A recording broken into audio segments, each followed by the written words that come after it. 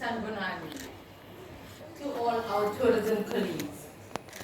Tourism is our greatest low-hanging fruit. And you've heard the energy and the passion from our minister just now. She is brilliant. And I think with that kind of energy, we are definitely going to achieve a lot of what she spoke about. Of course, tourism, the most exciting product in our economy, the greatest low-hanging fruit that we have. And history has connected us so well with the legacies of Gandhi and Mandela. So now we are ready to take the baton and move forward with it. I'd like to thank our panelists for spending their time, and they're going to be sharing their valuable insights into how we're going to grow tourism between India and vice versa. Our lady of the moment, the CEO of South African Tourism, Ms. Nombolelo. Welcome, ma'am. Thank you so much for being here today. I'd just like to first introduce the panelists, and then we'll go through to each one's presentation. And of course, our father of India, our greatest tourism ambassador, our gem from a city called Pietermaritzburg, where Gandhi was thrown off the train, Mr. Donkey Rhodes. Thank you so much, sir. And for the promotion of inbound tourism into India, Mr. Deepak Deva, MD of Travel Corporation and the chair of FETI. Thank you, welcome, sir. And last but not least, the president of GMT Sports and chair of FETI Sports, as our cultural maker, Mr. Sagar. Thank you very much. I'd like to do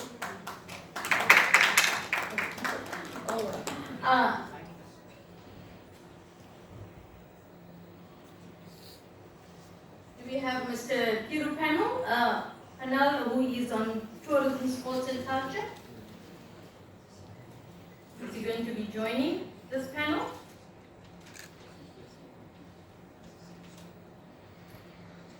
Okay, I'd like to invite our CEO of South African Tourism to discuss the current numbers, the key enablers. I know the Minister has spoken a little bit about the key enablers, and perhaps if you can just focus a little bit more or expand on it, our growth, digital transformation, and the potential for 2027, the most important one. Thank you, Bani, and I still have 5 minutes. Yes, I'll be your timekeeper. We have limited time. Good afternoon, everyone. My name is Nombolelo Guliwe, and I work for South African Tourism. I have the exciting job of marketing our beautiful country. And it is an honor for me to do that job every day. I think it's the best job in the world.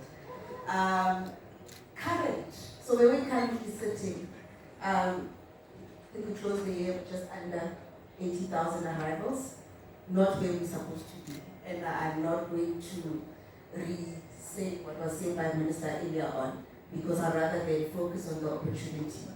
You also, maybe before I go to the opportunity, because I always say it's important that you understand your market and the marketplace before you start having plans, because then you kind of action them. So we have the number that we have, which is we closed the year with 79,000 arrivals. From a Spain perspective, it's positive growth from 2019. So that's something to be celebrated. But the fact that our numbers are sitting at it's just below 80,000 means there are key enablers that we need to start focusing on, which is ease of access for everyone. It's not unique to South Africa. So the issue of visa has been touched on. And introductions and innovations such as TTO is important. But what becomes critical is that when we then engage with our tour operators, which is the session that we have at South African Tourism tomorrow, is that we actually make it work, because it's going to be a key shift in actually growing this important market of ours. In fact, India for South Africa is one of the top 10 key source markets. So it's not a market that we just have as a maintenance job that we do. It's a critical market for us, and we want to grow the numbers because it's got great potential. So that's the first thing. You asked about key enablers. So I've touched on visa, and I said we have to fix our e-visa.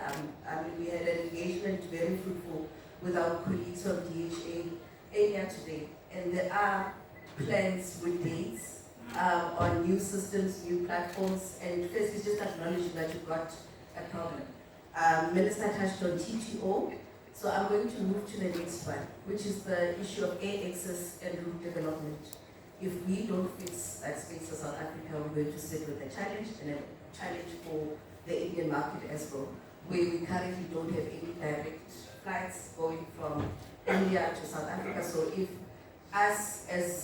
our position as a destination is that this is a critical source market for us, the resources behind this critical key source market must also show that it is.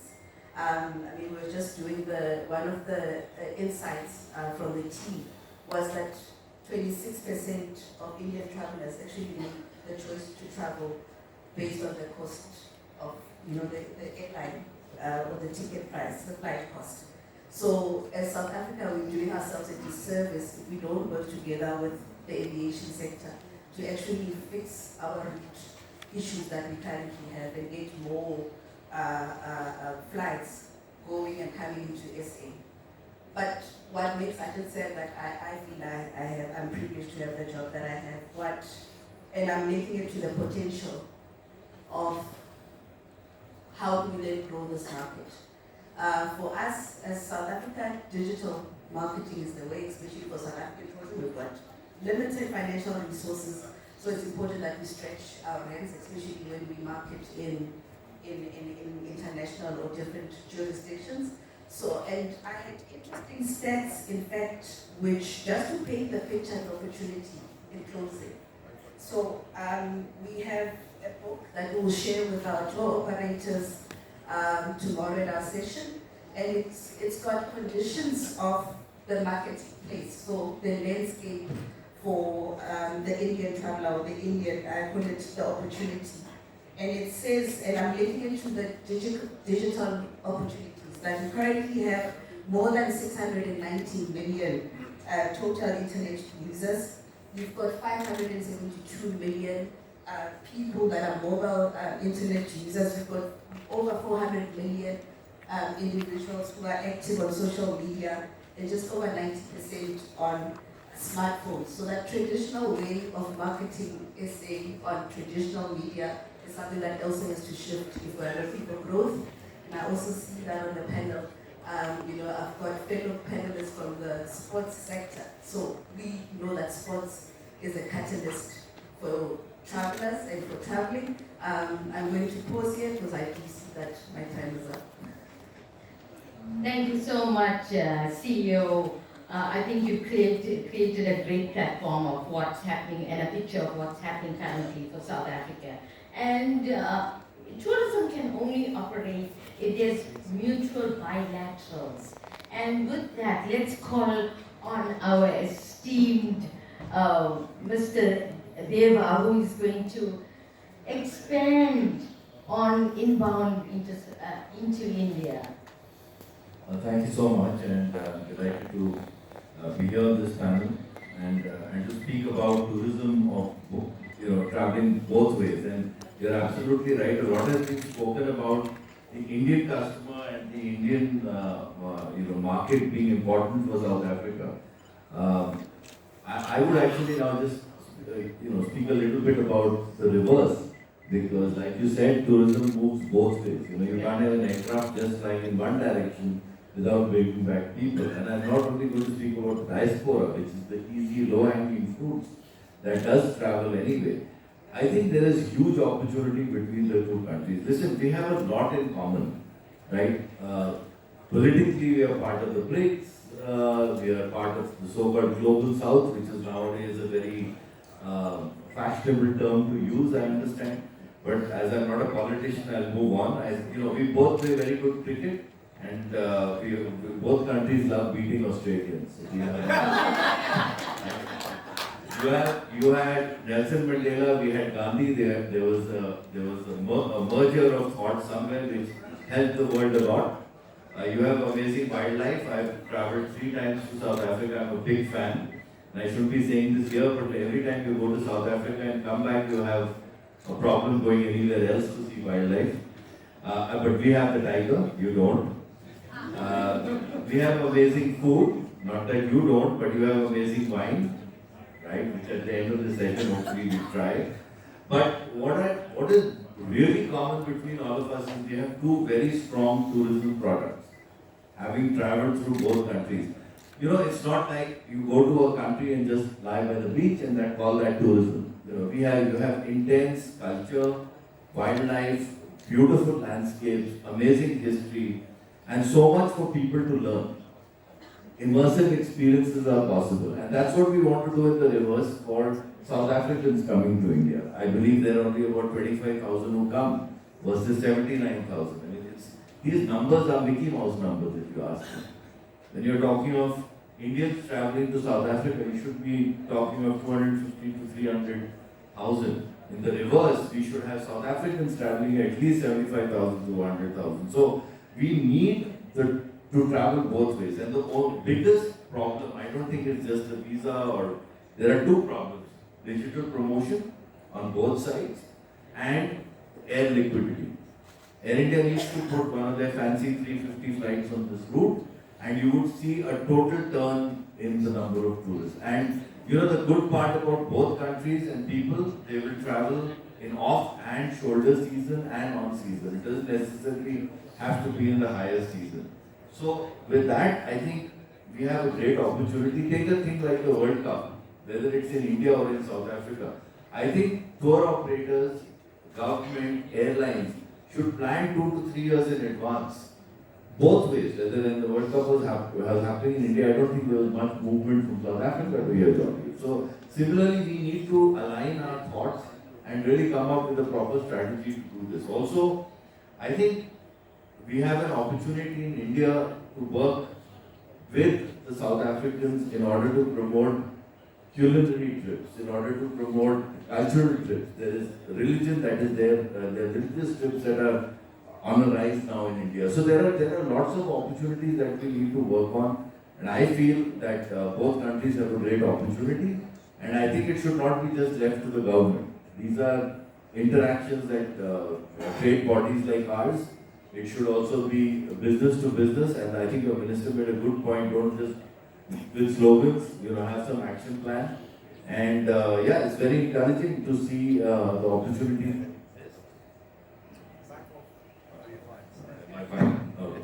The opportunities that exist, and I think we will definitely.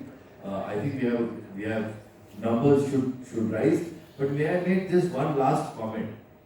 Everybody is obsessed about tourism numbers. You have to be obsessed about tourism revenue. The big mistake is to say, oh, just 29,000. But if 29,000 gives you revenue equal to 100,000, worry about the 29,000. That's, I think, also the advice we've been giving the Indian government. And I hope that with this, we move forward in an amazing manner. And I look forward to coming back to South Africa even more often. Thank you. Thank you very much, Mr. Deva. I think between yourself and Nambolelo, you'll have set the scene.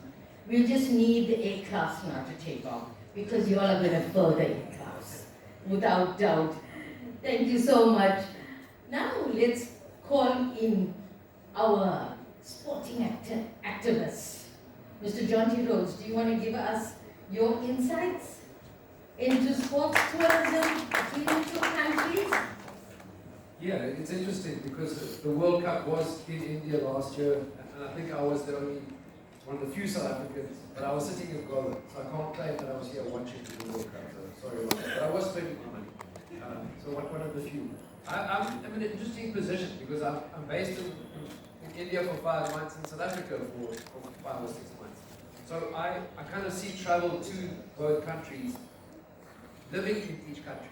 Because I think that is the key now with regards to tourism. You touched on it. It's not just about going there. I know Instagram is very big in India. Everybody loves a selfie. But tourism is no longer just about going to a place, taking a picture and moving on. And I think from a travel point of view to both countries, what we have to emphasize is that cultural enrichment. And we can do that through sport. You know, we all speak the same language, and we know that Nelson Mandela was a great supported believer in the way that sport could unify not only a country but other countries as well. But he also believed that sport spoke a language that the youth could understand. And I see it in the IPL as a coach in the Indian Premier League, where you've got players from all around the world. So no matter your cultural background, no matter your growing up experiences in the different conditions, that cricket unites all of us. And I think from a sporting tour package point of view, we've just sent some young players, 10 young players from India, a small academy that's been hosted by a friend of mine in Cape Town.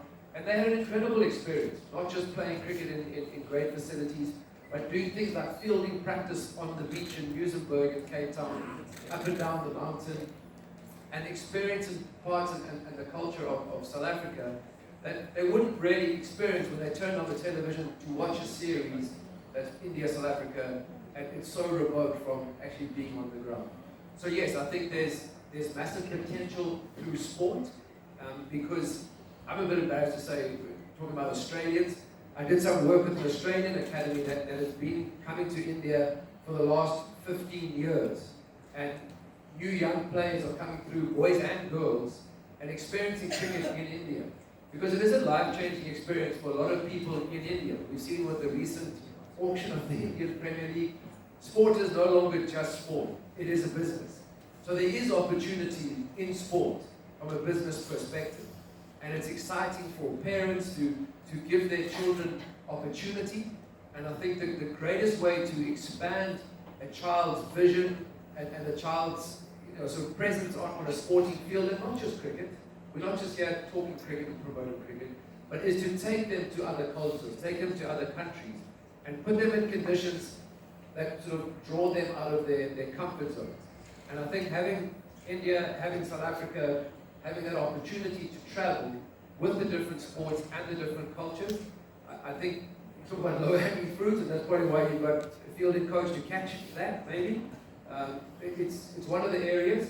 But I was also used by the South African Tourism in 2013 to promote adventure sport in South Africa. So from a lifestyle point of view, it was pretty easy for me. They just threw me out of aeroplanes, they threw me off a bridge, they dropped me in the ocean next to this really big great white. And fortunately still here, I was attached to a bungee and somebody else with a parachute. So still here to tell the tale. But what was interesting was that the Indian consumer, we actually prepared a brochure. It's no longer relevant.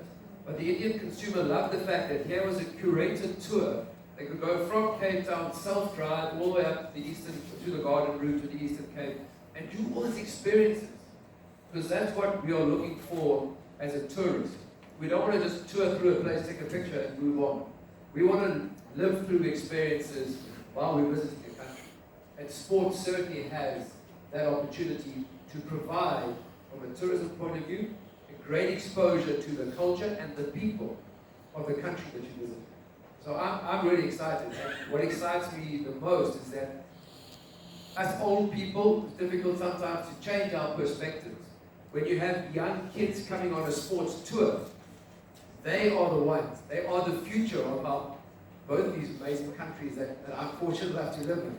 And if we can expose them to the different cultures, I've certainly learned that the more you learn about other people, the more you learn about yourself. And sporting tourism has a great opportunity to not only bring us closer, but to ensure that the future of these two great countries just keeps rising and rising. That's me. Thank you. Thank you so much, John G. You just reconfirmed that sports tourism is a great unifier. Creates and establishes much better understanding and acceptance of each other's cultures, and that's the perfect foundation for the growth of the numbers that we are talking about and increasing the revenue. And talking about culture and sports, we'd like to invite Mr. Sagar, the chair of the FICCI for sports and also the cultural section. Thank you so much. Over to you, Mr. Sadhu. Thank you, ma'am. Good evening, ladies and gentlemen. I have a big challenge. First, to talk after John P. I mean, that's a huge challenge, and being in between the wine session and the last talk. So I hope I can cross both the barriers.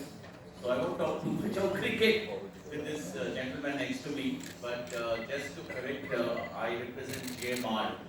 And for people who are uninitiated with GMR, we run the Delhi Hyderabad airports currently, and also the new Goa airport, if you have seen the new Mopa airport. And we are just about constructing two new airports in India, the Nagpur one and the one in Vizag. So I mean, I can't assure direct aircrafts to South Africa, but I'm sure that I could put you onto the airport team to give you the runways to run those aircrafts. So that's the best I can do on the airport side. But coming back to where I stand on the sporting side, and GMR's sports is a very big vertical today. Besides the airports, we own the Delhi Capitals in the IPL, and Mr. Deva just talked about the Jeddah auctions, and so did John D. Well, IPL has changed the entire color of cricket, and we also own the Pretoria Capitals in South Africa. And let me tell you, it's really wonderful playing in South Africa. And because the crowds are wonderful, the atmosphere is beautiful, the grounds are really great to watch, and where people really enjoy watching the games. So while cricket, of course, is the integrating factor, and from GMR, I can only say that we are trying to enter into another segment is rugby, which is very, very popular in South Africa. So where everything goes well and as our talks go well, we hope to have the first Indian Rugby Premier League starting in June 1st in Mumbai, and we're going to have the world's top players, including South Africans and the top coaches, coming to India and playing what we call the Rugby Sevens.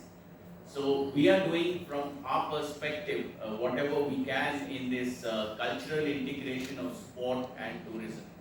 And like I said, places like I could give a suggestion.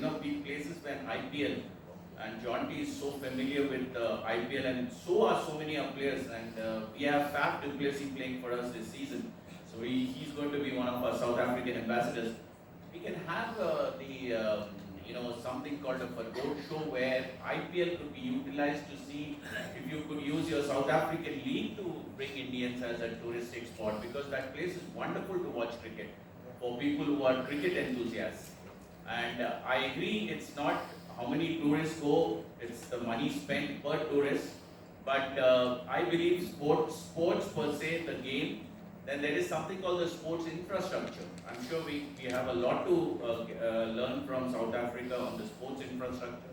That's an area, if we can really combine, then there's lots going to be happening between India and South Africa. Then talent exchange. I mean, there's so much that sports like, say, cricket or even football or rugby talks with countries like England, Australia. I see the numbers way less on the South African side. So probably India and South Africa really can work on talent exchange programs. All these are just mediums to grow the numbers. Mediums to grow what we called the South African India, the business integration. So I strongly believe sports is an excellent integrator. A finest example is the current English county teams are being bidded for hundreds. And you see most of the Indians are going there to buy teams. And the kind of numbers that will be going there to watch matches, not only watch and also on the digital medium. So it's the same with South Africa. Having teams there playing cricket in their league, and we can actually promote the country for people to go and watch them live. People like John T can do a great job, and he could be a great ambassador like many other players. So from as Picky Sports and as GMR being into franchisee sports, I can assure you we can do a lot to work together in integrating sports and tourism. Thank you. Thank you very much. It's really heartening to know that rugby will be coming through to India soon. I think that's music to our ears. Through sports, we definitely will experience a lot of culture and arts and the curated experiences that is prevalent in South Africa and in India also. And of course, your events in India are now becoming very well sought after in South Africa. So I'd like to call on Jonty to just give us closing remarks because of time constraints. Yeah, thank you. They Time were is up, also the as, Indian ones. and I agree. Only little But I just think from a modified. point of view, as I said, as somebody who lives in both countries, I think that the potential is You've been? massive. But as the minister You has travelled? said, let's not talk. You've been to let's South actually Africa? make it happen. Got my hand up. Any country you've been? Thank you. How is it? Thank you very much, Jonty. Thank you so much to our panelists for your valuable Water sports? insights. And let's get ready for some wine tasting now. Nice also. That's the cherry on the top for tourism. As the guests are out, they will receive their gifts from General. Also, I want to note that the session closing the conference and the conclave, the concluding session will be held during the